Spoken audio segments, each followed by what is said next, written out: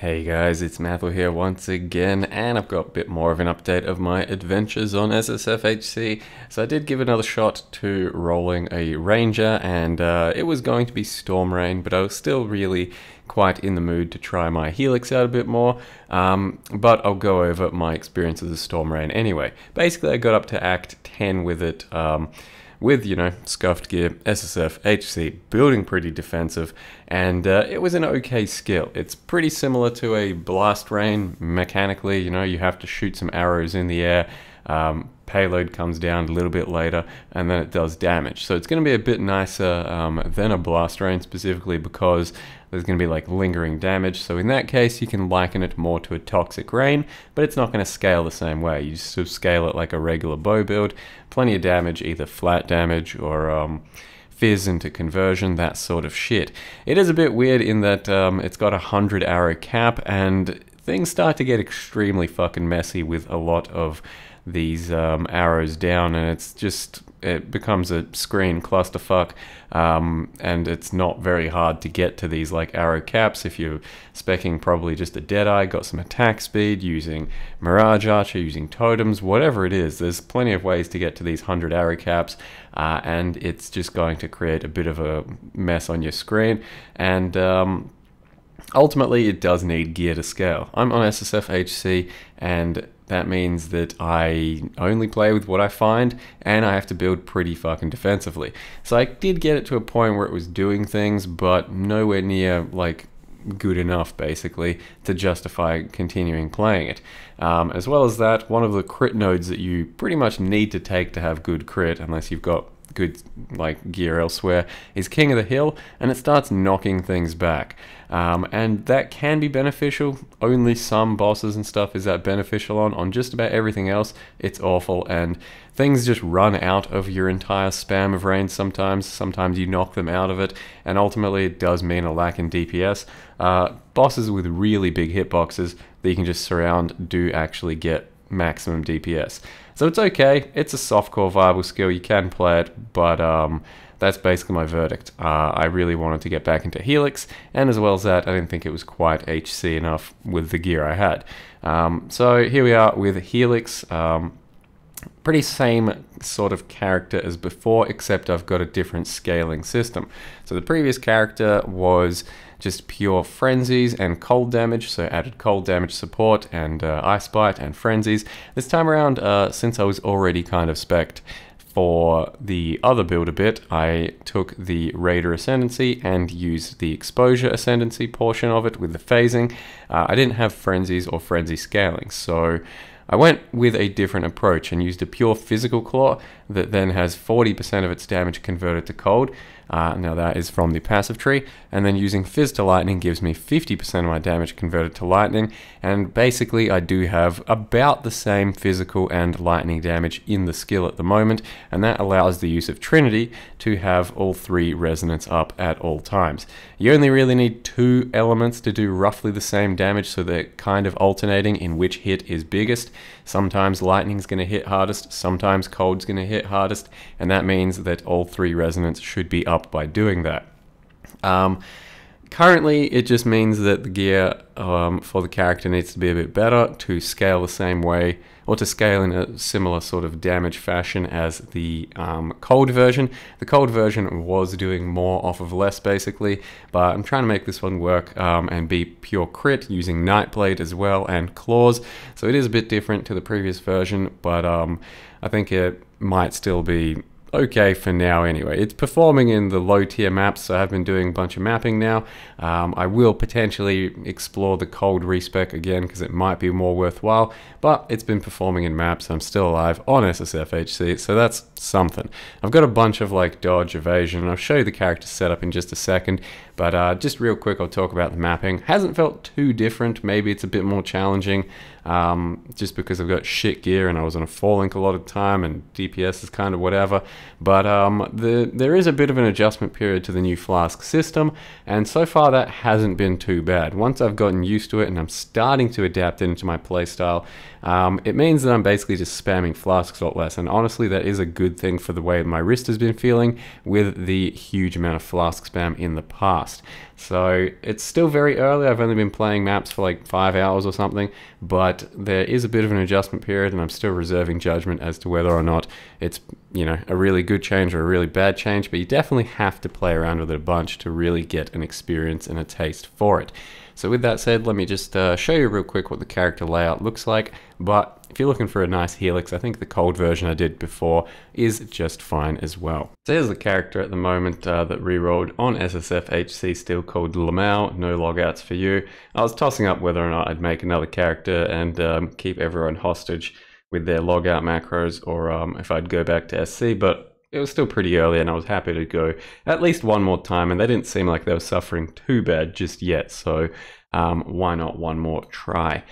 Very keen to get back on softcore though. This hasn't given me a taste for SSFHC. It's my, you know, like fucking 20th time trying SSFHC. It's fun in small capacities and all that, but I definitely want to be like doing riskier playstyles and making sillier builds and trying new skills.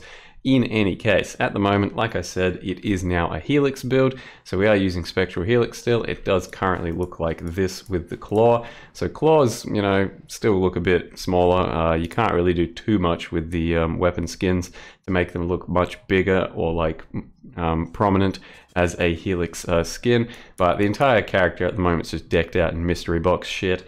Yeah, that's just what I'm wearing. So it's just the theme of the character at the point. So we are using, like I said, Trinity, Fizz to Lightning, currently using Inspiration and Nightblade. So my 4 link was these 4, Inspiration's my 5th link, and like I said, I'm currently balanced around the convert here and then the convert there, and thusly we have roughly half-half cold lightning, and so Trinity's up pretty much all of the time. So Trinity is a very powerful support gem right now, especially after a bunch of the nerfs. It's pound for pound still basically the most powerful support gem out there if you can get it working for your build. So the pure cold version wouldn't have that, but the pure cold version has a lot more actual damage scaling to begin with, since you'd have a lot of damage from your added cold and from your ice bite when stacking lots of frenzies. But at the moment I am using the ascendancy for phasing and more defensiveness and exposure, so it's still a very good damage ascendancy portion, but it doesn't have the speed and the zoom that the frenzies have and the scaling through ice bite.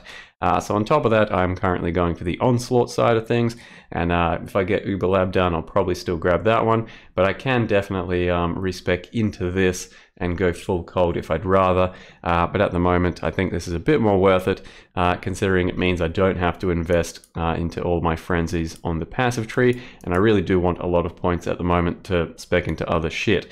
So the passive tree right now for this version of the build is trying to go a bit more crit heavy, so that I can get reliable crit and more high roll damage and freeze things.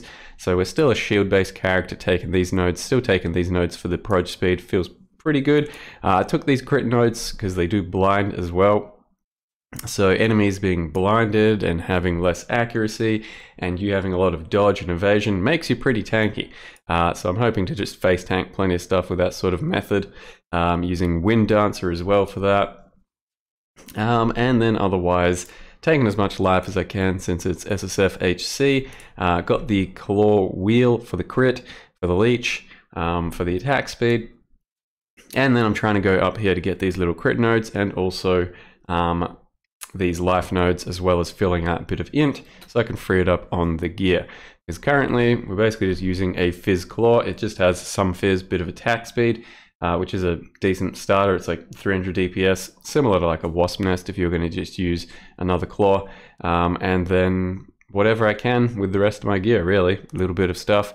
ROG is the reason I have some nice items. So this dude here, as I mentioned, you just try and buy an item. As soon as you buy the item, he lets you customize it, and sometimes you get good results. So I started out with a very plain helmet, and then with a good like reroll suffixes, and then like add a prefix and stuff, ended up with a very nice resist based helm. Likewise, that's how I got my amulet here, and then I'm just still trying to make use of the rest of my gear as best as possible.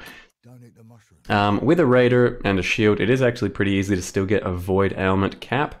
So this is just a base roll that you can get on any shields, no influence required. This is a tier 3 and it gives 15% of Void Ailments. So with the 50% that you have there, the 20 here, currently with the extra 15, I think that puts me at 85. So I'm almost capped on avoid ailments. Realistically, without a better old shield, I could just take these 2 points and I'm 95% of the way there, or I could spec into these. So it's still pretty easy to get immunity to elemental ailments with this type of build and this type of a playstyle. But yeah, you know, it's up to you and how defensive and offensive and stuff you want to make it. For me though, I really want to invest my next few points here, here, fill out the crit, and here, as opposed to spending them on things like ailment immunity when I should be getting it elsewhere, I feel. So I don't think this one's going to have all the DPS in the world in the end, because I'm just not going to have the gear for it. But I'm going to look into the cold respec as well. For now though, just farming sort of smaller maps. And what I'm doing with my flask is basically hardly pressing them ever. This dodge evasion playstyle means I almost never get hit, and I can afford to press my flasks whenever. I still haven't done anything with a lot of my flasks. My Quicksilver is just a fucking Quicksilver. This one just gives me a bit of extra, like, freeze and shit, but I press it just for damage whenever I need a bit of extra damage. My mana is what I don't really need at this point, since I do actually have good leech, but I think Mana Flask is too valuable in a build like this because it lets you pre-fire things. So for harvests, for boxes, for bosses, whatever the hell, you are pre-firing by pressing this flask and then just getting a nice whirling vortex around you. So I think Enduring Mana Flask is still too good. And then I've got a Corrupt and Blood Flask here and a Freeze Flask here just in case. But I will set up some automatic stuff eventually, I think, and a Curse Flask, somewhere here to do something at some point. Running these boots for a bit of extra spell dodge, it's just what I found. They're pretty good. And in this setup, our Vile Double Strike is actually doing quite a bit more damage because we are more fizz based. So we are taking advantage of that fizz damage. And thusly, we are getting some decent extra DPS out of our Vile Double Strike for single target. So still can recommend that. We got Nightblade, Trinity, and Fizz to Lightning. That's all I'll say about this character for now. There's not too much else to really say. It's just another Helix build, still on SSFHC. If I can get it much further and it's worth posting again, I'll put up another video. Otherwise, maybe I'll die and then just start again, either HC and do some other little stupid thing that's a bit YOLO, or finally get back to softcore and try out some new stuff. Hope you guys are enjoying the league, the content. I think it's been pretty fun still, and game feels roughly the same, just a bit of an adjustment period to the flasks, I feel, which honestly at the moment should be a good thing, because everyone hated the old piano system, and I did too, and it was actually doing my wrist some harm recently. And at this stage, once I get used to this, it should be a lot better, because I'll basically just be pressing 5 occasionally, and then maybe 4 every now and again, and having my hand there just in case I need to panic for the other flasks. I think that's going to be a better system. It's just, yeah, a bit of an adjustment period. In any case, thank you very much for watching, and see you next time.